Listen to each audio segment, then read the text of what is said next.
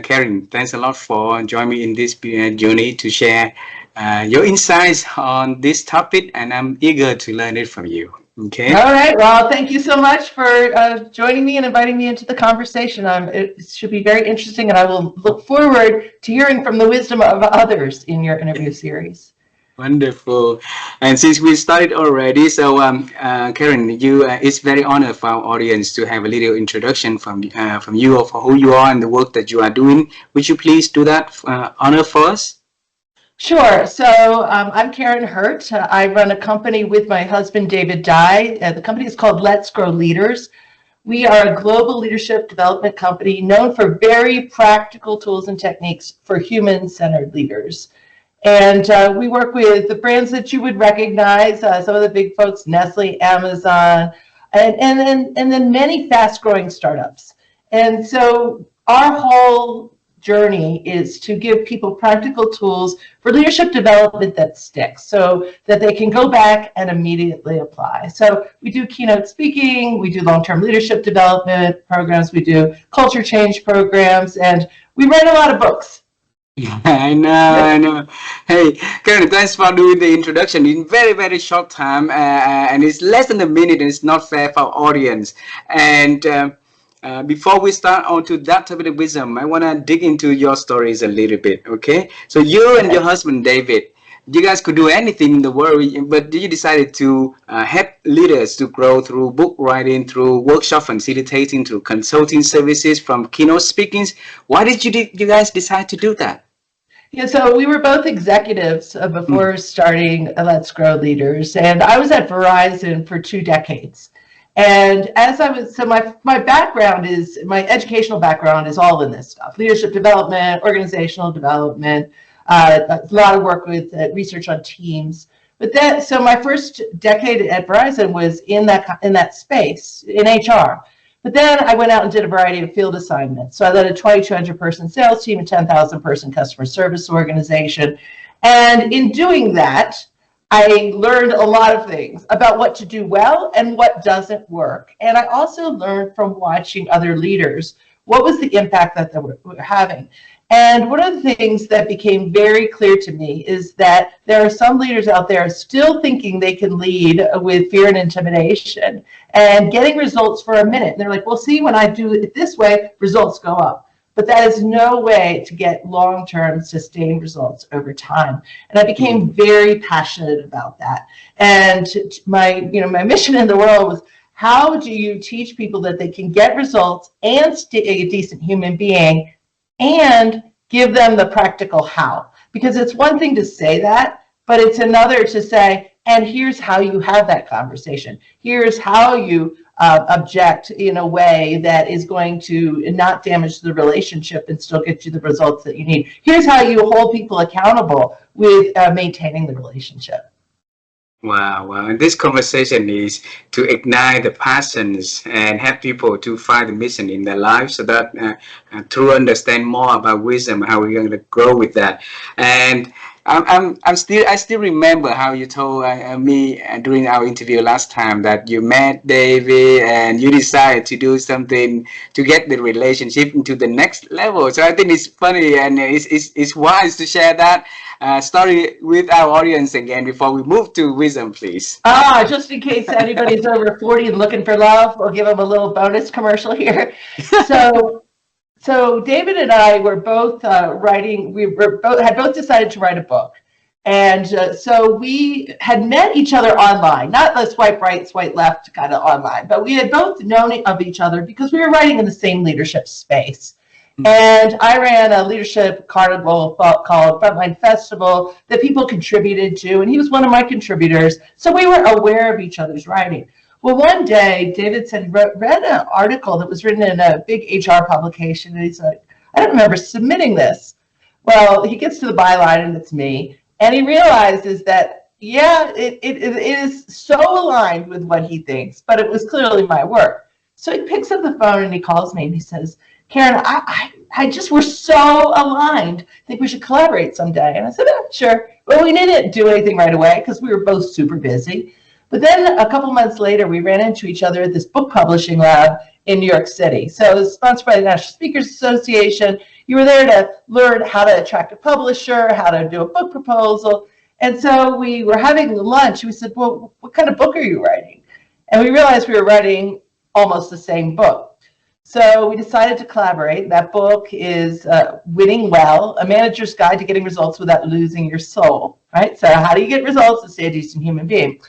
And as the book is published, he's living in Colorado, I'm living in Maryland, but we are talking nearly every day, as you do when you collaborate on something as significant as a book. And we had a chat up on our computers all the time. We were just like chatting, getting to know each other. A lot of drama happened in both of our lives during that time. My mother died, like a lot of things that, when in tragedy, you come closer together with your friends. And so one Saturday morning, he texted me and he said, hey, this girl just asked me out. Do you think I should go? And I felt jealous. And I was like, oh, where did that come from? Because I didn't realize I had any feelings, and besides friendship. And I said, what are you looking for in a woman? So anyway, we decided to start dating, and then we fell in love. We merged our businesses together, and now we help human-centered leaders together all over the world. The interesting thing about our relationship is that we do all of the book writing, the curriculum, design, all of that together. But when we run the business, we have completely different perspectives, different strengths, different skills. And that has been a real joy and also a real learning for us about how to teach collaboration, because we really had to say, this is your role, this is my role, and learn to pull back or step forward depending on what was happening in the business. Yeah, and it's make you guys very unique in the market, also doing things together, learning from each other every single day through the works you do, right? So how beautiful it is. And when I sat down with my wife, and I always say, okay, if we can have a big words of advice for our friends who are married, it's best, to have that collaboration. Learn how to collaborate well with the partner that you have next to you every day, right? It's a huge learning experience that a lot of people miss doing and using it. Okay. Yeah. So Karin, to the topic of wisdom, I think is let's start with a small baby step first by sharing the definition of wisdom. So in your own word and your own definition, what is wisdom to you? I think wisdom really stems from having a broader perspective and understanding that you are a small but influential element in the world, and then trying to understand that how you show up in any given moment matters, and then having the skills to be able to do that well. So wisdom comes from being grounded in values. It's about being genuinely interested in other people's perspectives, having a strong point of view, but also being genuinely interested in people's perspectives. Wow. So it's started from broader perspective, right? Then now you're just a small piece in that whole big world of information, of knowledge. Then show up and know how to show up right, and have the skill to do that well. What's the last one that I couldn't write here? So I forget what I said. It doesn't matter. But I think, when I see people who are wise, it's how they are showing up in the room. Wise people, and because for me, I'm grounded in philosophy. All our work is grounded in research, but I'm the practical person, right? So I was prepared for this conversation, and I thought, what are some practical ways that people show up wise at work? And I see it's the people who can slow the conversation down. Like everybody is racing off, let's go do, and someone pulls back. Is this the right thing? Should we be heading in this direction? They bring a wisdom in the room, and people really listen. They are aware of their emotional ripple. So even if they're upset, they are calm under pressure. They calm the conversation down, and they bring out that bigger presence in others. I think wise people ask better questions, more provocative questions. they're not always the one that's speaking the most, but when they speak, people are leaning in to really hear. And they choose progress over ego, as opposed to say, well, I wanted to do it this way, but if I slow down, I get my stakeholders aligned, I bring all this together, and it may not be exactly the way I wanted it to be, but we move forward, they're okay with that because they're curious and committed to the greater good. Beautiful. So you say that the wise people will be able to see the bigger picture so that they can orchestrate the conversation, the meeting, and how to control the movement of that, right? Yeah. So what do they need to do in order for them to get into that level of being able to observe, being able to have that influence, and be able to control the flow around the table, especially when things got hit up?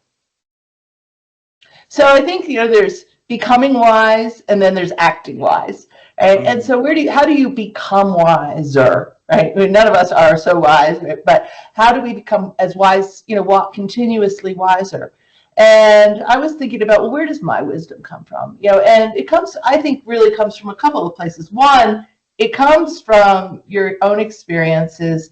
But here's the thing, experience doesn't just necessarily make you wise. I know a number of very old people who are not necessarily wise, right? But it is what you learn from those experiences. If you make a mistake, do you pull back and say, okay, A, what can I learn from this? But also, how do I make this right? And so I think that's one piece, so really learning from your experiences, having a breadth of experiences. One of the reasons I believe I am a little bit more wiser than I used to be at work is because I didn't just stay in my lane in HR, right? I went and led a sales team. I led a customer service organization, right? I started my own company. I work with companies around the world. Every time I have an experience that feels a little bit scary, that's different, that gives you that broader perspective. So putting yourself in a position to have a wide range of experiences. Between David and I, we have 3 children, and one of the things that we're both very committed to doing is giving them a range of experiences. So, for example, when we went to the Philippines last year for a couple of weeks on a similar tour as we're heading into Vietnam, we took Sebastian out of high school and took him with us, so that he could go into these communities, he could go into the orphanages, he could work with, he was the intern in our big HR conferences, he could meet people who are different than him. And I could just see his eyes getting bigger and bigger and bigger. And, when he showed up at college for his freshman year, people were using the words like, you're wise for your years. Well, part of that is because he's had a breadth of experiences, and he's had the opportunity to reflect on this. And that's a privilege. Not everybody can do that, of course. But every one of us has a choice of, do we do things that stretch us? Can we help us to be in conversation with people who are very different than us? So I think for learning from your mistakes, giving yourself exposure to a variety of experiences is really important. And then that's learning for yourself. And then there's the learning from others. And that is really digging into the research that other people have done, digging into the philosophical wisdom of people who spend a lot of time thinking about wisdom and what makes people wise, and pondering on that, reflecting on it, and then learning from others about how you're showing up in the world. So learning from others through 360-degree feedback, asking people for how did I show up in that meeting? What was the impact on you? Those kinds of tactical things can help you become a little bit more wiser. Wow. Karin, you are a very practical person. So everything that you say is always covered with actions, right? With something that we could do in here. So first is, we get wiser through learning from ourselves, right? So what works for us, what can help us to grow. And then the other thing is learning from others. So I want to start with learning from self first. And you said in here that put yourself in a position that we can be having more exposure and more experiences, right? And um, my own boss always say that opportunities and experience are running in front of us, like car driving on the high speed freeway, right? But it's whether or not we be able to see it is important. Whether or not we be able to catch it is important, and whether or not we be able to catch it on time to make sure that you catch the right opportunity, the right experience on time is important also. So that requires the skill to make yourself available out there to watch and then to catch, right? So Karin, how can we build that skills up in order for us to be able to notice, catch, and hold those experience for us to learn them? Yeah, so I think it's showing up with curiosity. So in both of our books, we're all about the last two books, all about curiosity. So what is this? What can I learn from this experience? Asking yourself that. When you are working with other people, what is it that's making them effective? What is about how they're showing up in this conversation is derailing the conversation, right? And so being an observer, and I always say you want to show up interested and interesting in any given room. So, don't just be an observer, because you also need to be influencing. So how do I show up interesting with a point of view, right? Confident that what I have to say matters, but also really, interested in what else is happening here, what's going on, going a level deeper. In our book, our new book that we're going to be talking about when we are in Vietnam working with you, Powerful Phrases for Dealing with Workplace Conflict, we have several GOATs, greatest of all time powerful phrases that we talk about. And one of them is a clarity GOAT, which is, what would a successful outcome do for you? And that is a question that will bring wisdom. So imagine that you and I are working on a project together. And I say, and we know what we're supposed to do. Like, we know what the outcome is, we know what success looks like. But we take 5 minutes and we say, what would a successful outcome do for you? And you would share your motivations, what you're really hoping to get out of it. I would share my motivations, what I'm hoping to get out of it. We would share our concerns. Having that conversation then really helps us to collaborate and to give and take, right? And to show up more wise in that relationship, instead of just why is this person doing this? Why are they acting this way? Well, it's helpful to understand where they're coming from. Beautiful, beautiful. So we go back to the thing that you say earlier is the ability to ask good questions. So wise people tend to ask good questions, right? And Karin, for you and David, you have people to get wiser. You have leaders to be to lead the team better and be better leaders, right? What kind of question do you ask yourself every day? Mm. One of the questions we literally ask ourselves, not even just every day, but like 12 times a day, is what is most important right now? And we teach in our leadership programs, we call it the MIT, the most important thing, and we teach people to think in terms of a pyramid. So what is most important at the strategic level? Like, what are the 2 or 3 big things you're working on as an organization? What are the most important initiatives under that? What are the most important activities? And then, very importantly, what are the most important habits that, if you do them consistently, will make the biggest difference? And to understand, grounding yourself in that. So, obviously, running a leadership development company, one of the most important things is our client experience. Do people come and have a unique, best-in-class experience learning something that they're going to apply, right? Because that's our mission, that they're going to go be able to do something. So that is a most important thing.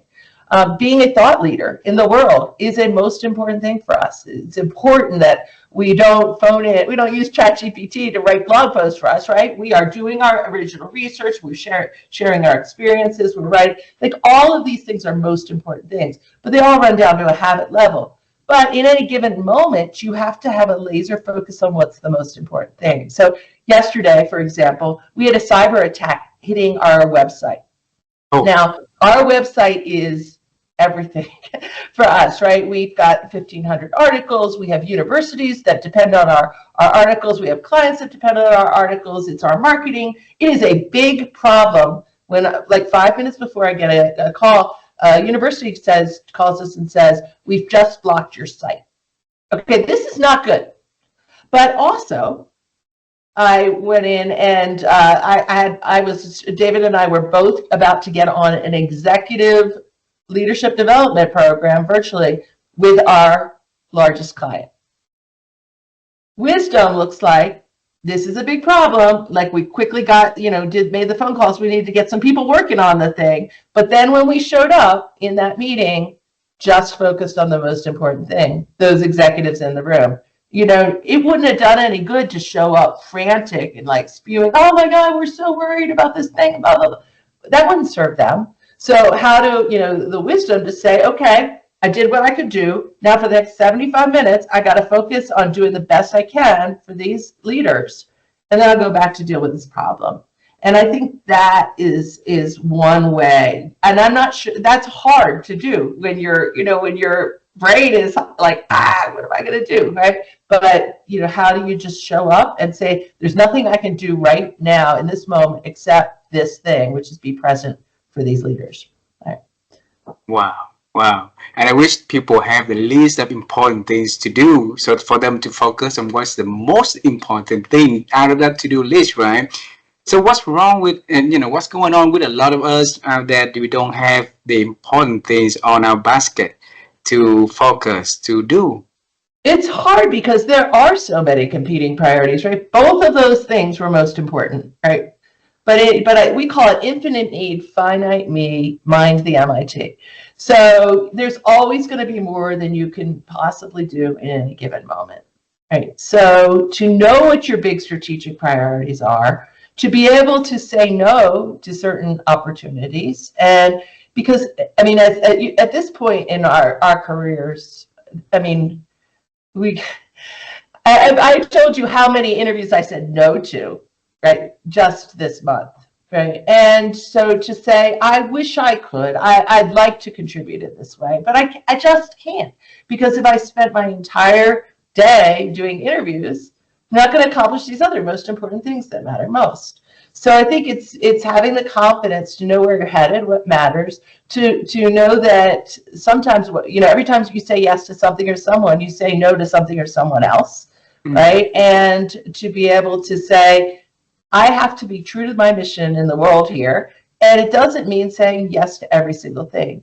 So that's I think that's a piece of it. So one of the things is, what is the most important thing? Another question we ask ourselves is, how can we best be of service to our mission in here? And so that really helps to inform the choices. And a lot of times it's not making the most money that we could possibly do, right? It's why we're going to Vietnam for 2 weeks, and the majority of that money is all going to women's and children's charities in Vietnam from all of those events, right? That we're partnering with Scott Friedman. Together We Can Change the World, and that's a deliberate choice, right? And by doing that, we're saying no to a lot of other things that we could be back here doing, right? I said no to at least 3 keynotes in the United States during that period of time, right? So I think that is another question. How do we best serve our mission? And is this aligned? Is this choice aligned with our mission? Like, what would a human-centered leader do in this moment? And asking ourselves that question, because everybody is watching how we show up too, right? And if we have behaviors that don't feel human-centered, which of course we do, right? And because we're human, but are we living with that intention? And are we having the courage to speak up and have the tough conversations with executives that are our clients when we see them behaving in ways that are not human-centered, knowing that the risk is we might get fired? But that's okay, because that's all part of our mission. Wow. Karin, you say no to a lot of interviews out there, but you say yes to my conversation with you, and I feel honored, and I'm thankful for you to say yes to this conversation, and thank you very much. Okay. It's my pleasure. And before I go to the mission, I want to go back into the confidence and wisdom, because you say that, you know, when with wisdom people have more confidence, and I want to ask whether or not, if when people have more confidence, would they have more wisdom on the best way like that? Not necessarily. We call this, we call it landing in the and of confidence and humility. And you need both. It's the confidence to have an audacious vision, the confidence to stand up for what matters, the confidence to speak the truth, coupled with the humility to surround yourself with people who will challenge you, to know your vulnerabilities, both as a leader and an organization, and to admit when you're wrong. And that's landing in the and. If you've got confidence without humility, it's hard to be wise. Right? Because you have one perspective, and there are a lot of people in the world to learn from, and so that there's a lot of audacity to say, I know exactly what to do here. I you know that and there are leaders in the United States, right, who are leading with that confidence without humility, and there is a lot that's getting screwed up because of that. Wow. So, assuming that I am, or one of our audience, that the kind of leaders that, you know it alls, and so if, and we know that is something that we need to change. So, what baby steps do I need to make change, or do they need to make change so that they can become a better leader, Karin? The first thing I would do, one of the practical ways that we teach this is we call it a do-it-yourself 360. And so if you're familiar with the traditional 360s where, you know, it's an anonymous survey and you do the feedback and then it comes and you get this bar graph and you're like, my boss sees me this way and my peers see me this way and my direct reports see me this way. Love those. Very useful. There is also value in what we call this do-it-yourself, which is a voice-to-voice conversation with people. So you pick an area that you really want feedback on, as specific as possible, and then you craft a couple of open-ended questions that you really believe, and they're specific enough so that people will feel safe to give you the feedback. And then you go have the conversation. And you talk with your manager, you talk with your peers, you talk with direct reports, you talk with other stakeholders, you talk with customers, and you ask them these questions. And then you look for the themes. So frequently, people, it's the conversation versus the just looking at it on paper. Because when you get that graph on paper, it's easy to get defensive. Who said this? Why did they say this? And you can't ask the follow-up question. And often people say, I didn't realize I was coming across this way. And was doing a leadership program for a very large government institution in the United States. And one of the men in the surveys, in the program, raised his hand when I was talking about this, and he said, you know, I did this, and he was white, and he had a black woman on his team who said, you're a bully. And he said, not in a million years would he have considered himself to be a bully.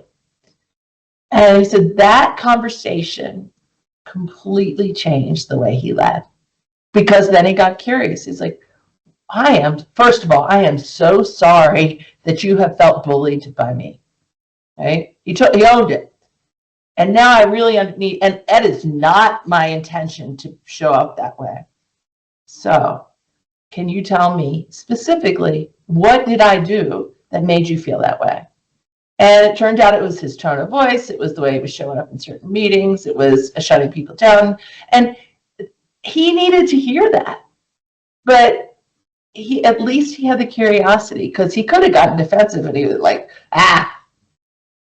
you should know what she's talking about. I'm not a bully, right? It would have been easy to do. And people will do that. Like, I don't intend to be a bully, therefore I'm not a bully.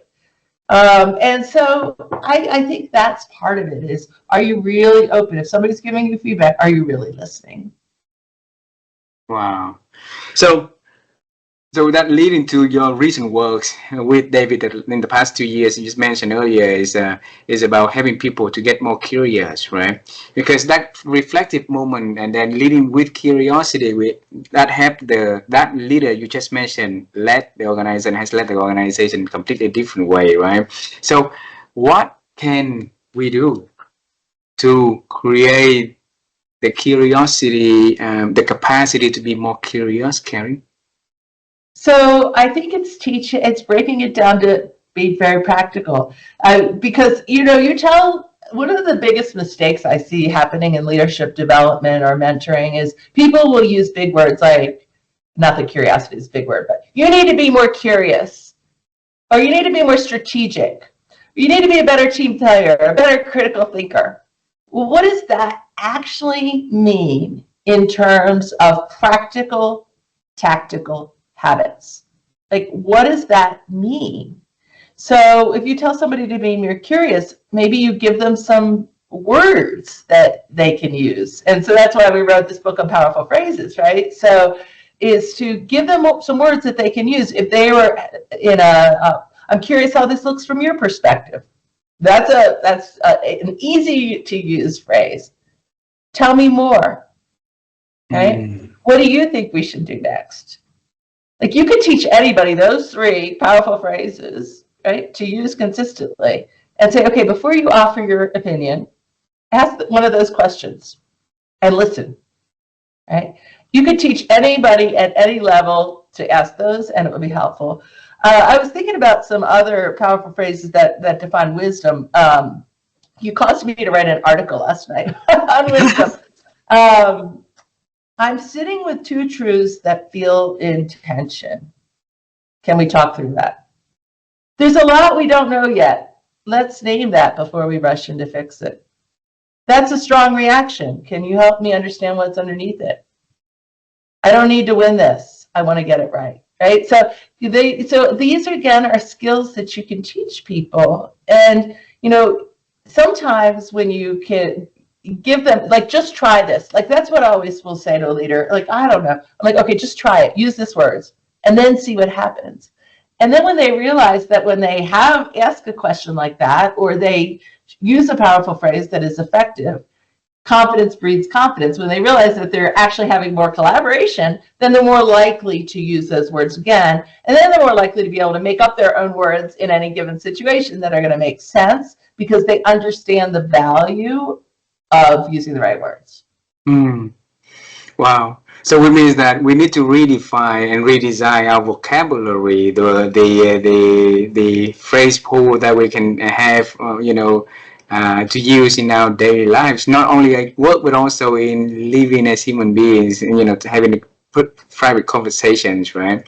So, Karin, I want to bring us to when we were young. When we were children, we genuinely care for one another.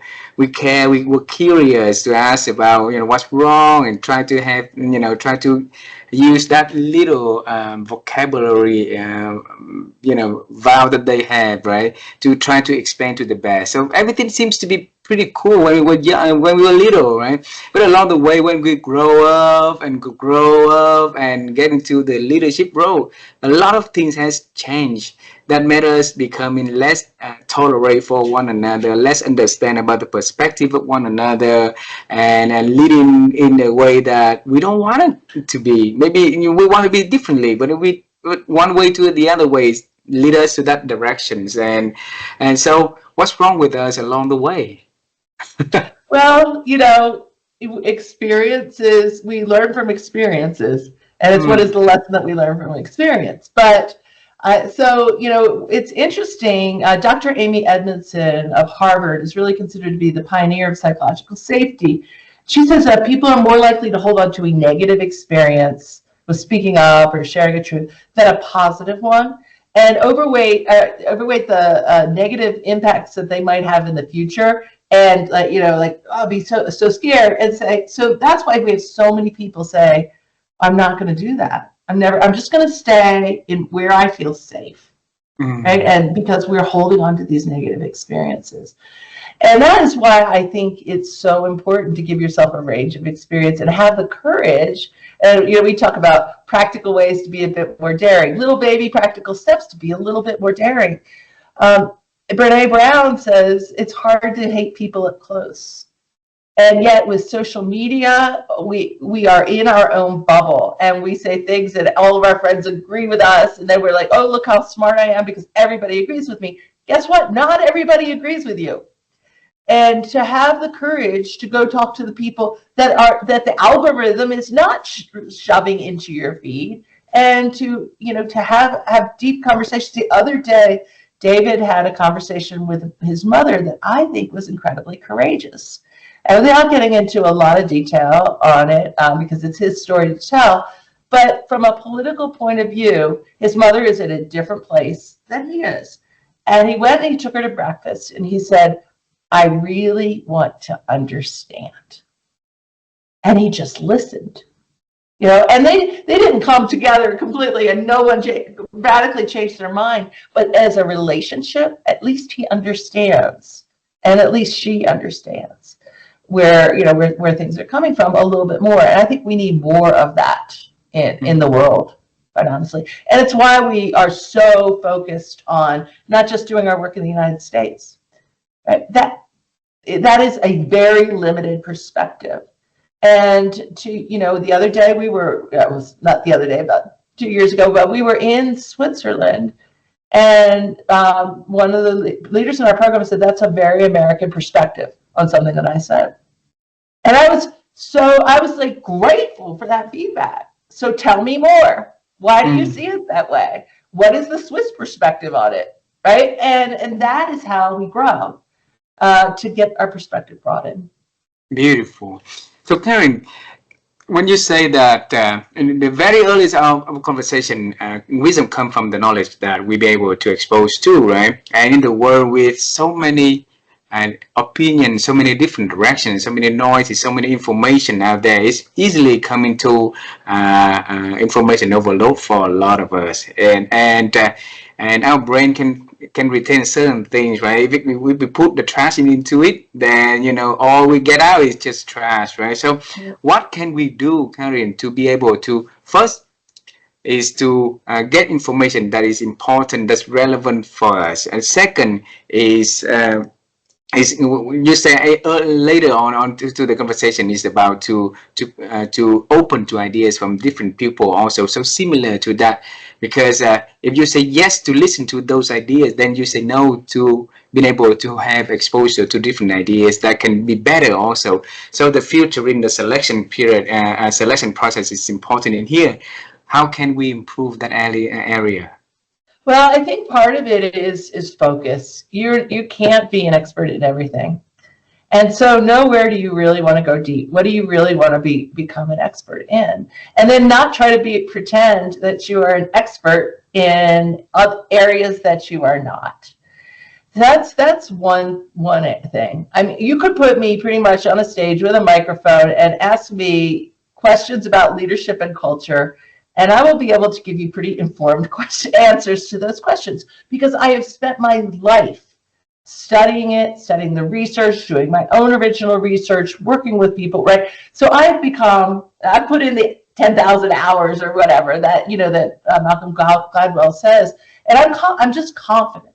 Now, I've been recently spending a lot of time learning about AI, because it's an important, right? It is changing our world, it's changing our corporations, it's changing our cultures. And from time to time, I am asked to speak on AI.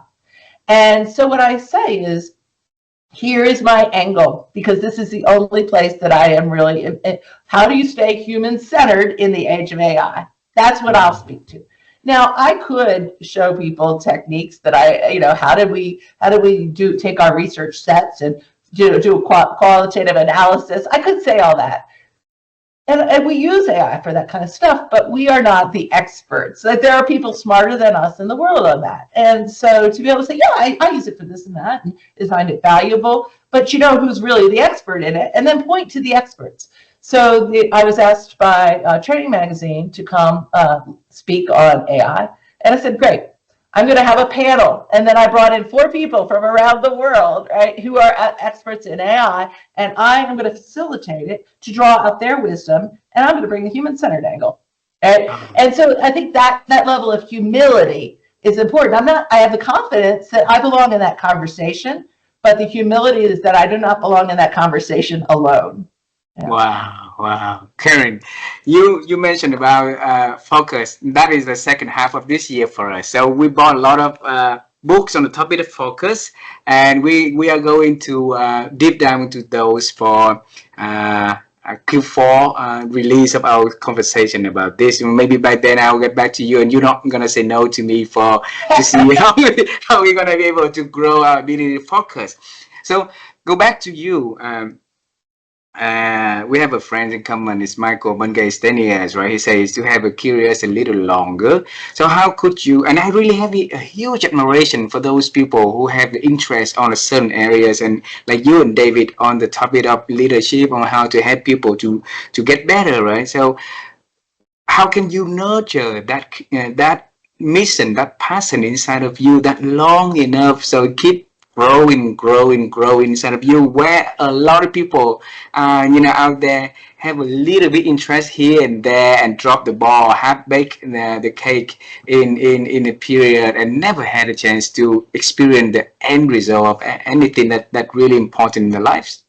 Yeah, so it's so funny that you mentioned Michael Bungay-Steniers, because we were just with him like 2 days ago. And I was chairing a conference that is it's called ISA, Association of Learning Providers, and it's all people who run training and development organizations. So to be in the room, you need to run a training and development organization. I happened to be chairing the conference, and David happened to be chairing the award committee. This is part of why we're so busy right now, because we just also did all this.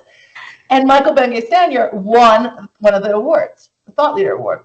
And so David was on the stage interviewing Michael, and he asked about curiosity. And the thing about it is that I really believe that he shows up very confident, but also extremely humble that he doesn't know everything. You know, he's sold millions of books, but on that stage he said, yeah, but the thing is, if I just say doing the things that I'm really good at and really confident in, then that's a boring life. You know, like, so it's that I am comfortable being uncomfortable, that I'm putting myself into bigger and bigger rooms where people are, you know, really digging deep into these topics. We're going to go to London in November for the Thinkers 50 conference. And there will be people in that room, right, who are smarter than us in a lot of ways. And we're doing that on purpose, right? Because it's easy to just stay in the rooms where you have done the most research. But what if you go and Amy Edmondson will be there, right? Michael Bungay-Steniers will be there. And we are going to convene a conversation around conflict and collaboration with one of our biggest competitors, right? Having the confidence, like, you know, so Leanne Davies, she wrote a book on conflict. We wrote a book on conflict. She does research and collaboration. We do research and collaboration.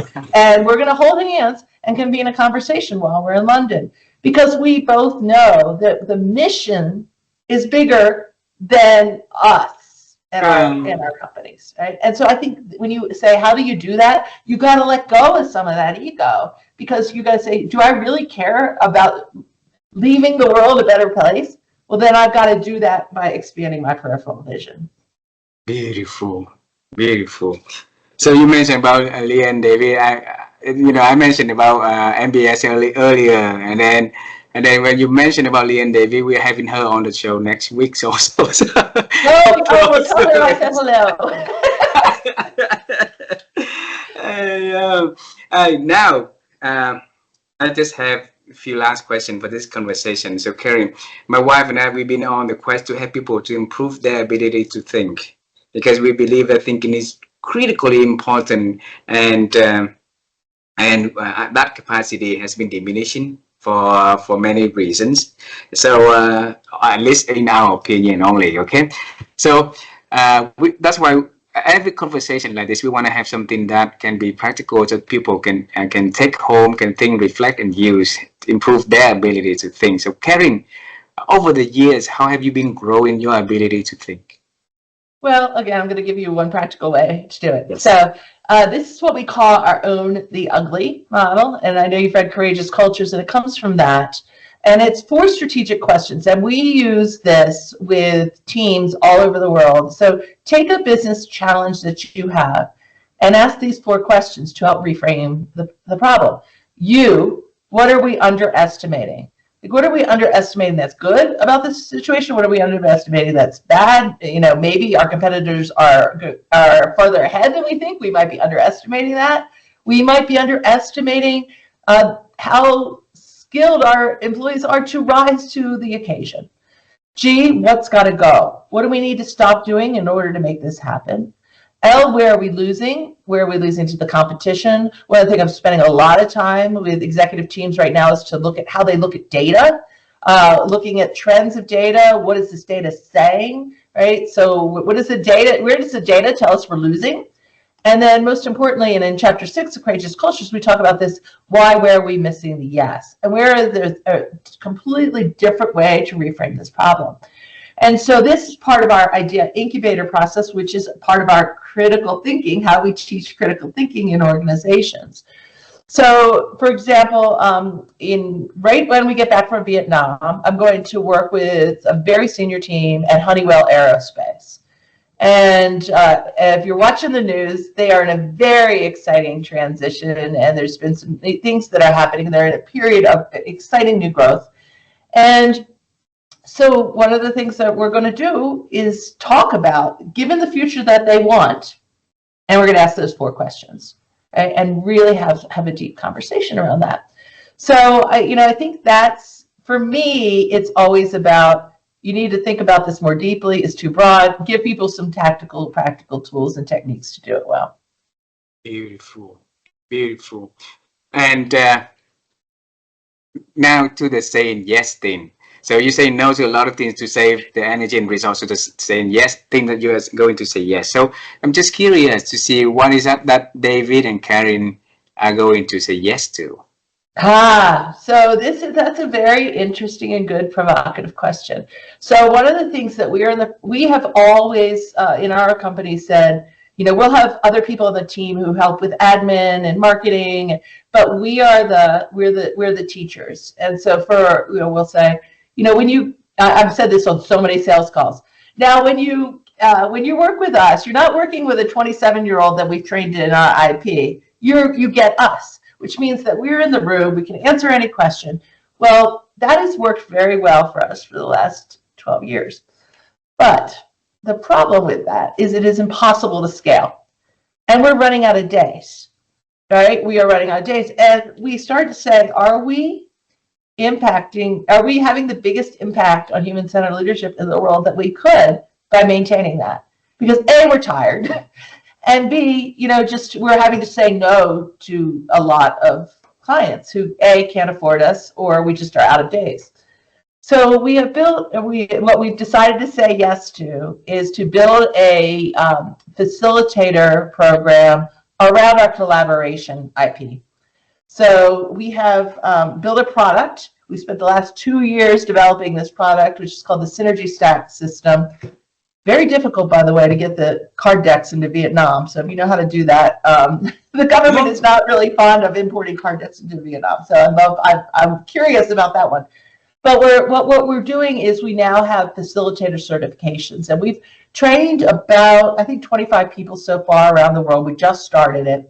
And we've made it super easy for them to access the IP. So we have, it's a card deck, but behind that, there's a whole resource center with facilitation guides that are super easy to follow. If you're building, working with an executive team or working with a project team or doing mentoring and coaching. And then a resource center with our videos and articles that people could access.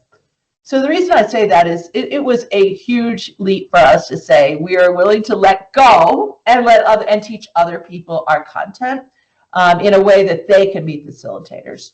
So that's the yes we're leaning into for this year. We're speaking at the Global ATD conference in DC, doing that in a number of different ways while we're there. So I think that is going to be an interesting experiment for us to see how that goes. That's our yes. Beautiful. So now become not only just to help leaders to get better, but also become a multiplier of many, many more Karins and David, right? Yes. So that's really exciting. Yes. I think that I will tell Liz Wiseman that now we have a practitioner of her practice right there.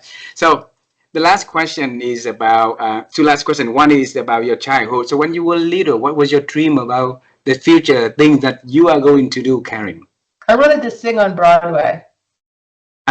Scott said that you have a very beautiful voice. So next time when you are here, you're going to sing with us, okay? So what is funny is Sebastian, my youngest son, is studying theater in college. And so I'm getting on a plane in a few minutes here to go to Boston to see him in a show. So he is following close. So who knows? Maybe it'll be him. So Karin, if you had a chance to travel back in time and talk to that little Karin who wanted to become a singer and sing on Broadway, and tell her that little Karin about a beautiful journey that she is going to have in the future, what is that one thing that you're really proud to say to that little Karin? You know, I'm really proud to say that I took courageous risks. And that I have so far, I hope it's a long life, but I've had a lot of adventure, and I've been in a lot of rooms, and I've been on a lot of stages. And so maybe it didn't turn out that I was on Broadway, but I certainly get to have my voice heard in the world in a variety, both my actual voice and my voice in writing, and it's making a difference. So I think I would tell her, just that drive, you know, like that energy is good, and it's going to show up in ways that it might surprise you. Beautiful. And you see the stage that you are performing right now is way bigger than Broadway, way larger than Broadway, isn't it? Right? So what is the one thing that you are going to tell her to not doing so that she'll get to that stage earlier? I rushed into my first marriage too fast, and that's you know, Dan Pink. I interviewed Dan Pink. I don't know if you've interviewed him. You know, he wrote a book on regrets and asked people about their biggest regrets. And Daniel Pink. Daniel Pink, yeah. And yeah, I think that is it. Like, slow down. You don't need to live your life in one day. You know, it's going to be okay. And, you know, but I was like, oh, gotta get married, and I should not have gotten married at 22. And so that, I would say, is what the advice I'd be like, it's going to be okay. Somebody else will love you if you don't say yes to this guy. You know? Hey, Karin, we have a wonderful conversation today, and I really love you and David. I look forward to see you both in Vietnam. And thank you so much for joining me in the topic of wisdom that we can share to the world. There's so many practical things that you brought into this conversation that really helpful for us to reflect, to think, and to do something with that, so that we can, you know, grow older but wiser also, right? Thank you so much. It's been my pleasure. I am looking forward to our collaboration in Vietnam. I know, me too. Bye bye, my friend. Yeah, have a good day, okay? Thanks, you too. Bye bye.